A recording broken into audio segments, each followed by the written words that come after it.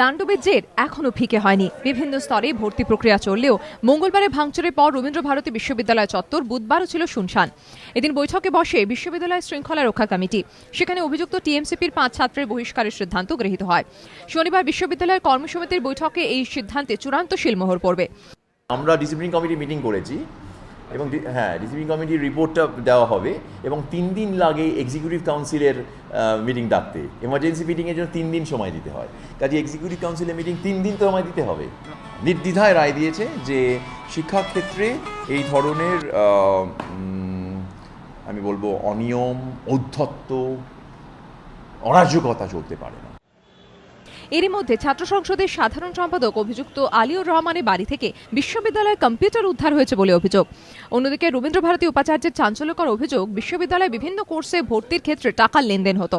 Online ভর্তি প্রক্রিয়া চালু হওয়াতেই অসাধু লেনদেন বন্ধ হয়ে যাওয়ার ফলেই ক্ষিপ্ত হয়ে ভাঙচুর করা হয়েছে বলে উপাচার্যের অভিযোগ।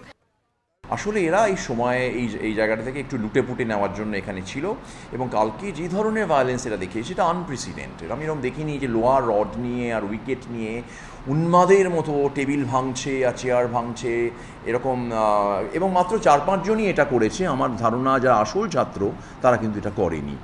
মানে একটা ক্ষোভ, এই আমার টাকা পাওয়ার এই রকম বেনিয়ম করার একটা সম্ভাবনা তুমি বাতিল করে দিলে, তুমি কোথা থেকে এসেছো। তাৎপর্যপূর্ণভাবে রবীন্দ্র ভারতী বিশ্ববিদ্যালয় ছাত্র সংসদের অন্য পদাধিকারীরাই অভিযুক্তদের বিরুদ্ধে মুখ খুলেছেন। তাদের অভিযোগ, বারবার অনৈতিক কাজের প্রতিবাদ করা সত্ত্বেও লাভ হয়নি।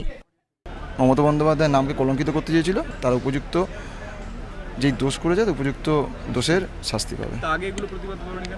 নিশ্চয়ই করেছি, ইউনিয়ন রুমের মধ্যে আমি করেছি। হ্যাঁ, সেই কথাটা আমি কখনো মিডিয়ার সামনে বলতে চাই না কি করেছি আমি। বিশ্ববিদ্যালয় ভাঙচুর কাণ্ডে অভিযুক্তদের মধ্যে আলিউর ছাড়াও আছে ছাত্র সংসদের শশী ভানু, সাংস্কৃতিক সম্পাদক আশিকুর রহমান, সভাপতি ধীমান শীল ও কোষাধ্যক্ষ রাজা সাহা। এদের বুধবার আদালতে তোলা হলে 16 জুন পর্যন্ত পুলিশ হেফাজতে নির্দেশ দেন বিচারক। কৃষ্ণেন্দু অধিকারী ও হিন্দোলদের রিপোর্ট, এবিপি আনন্দ, কলকাতা।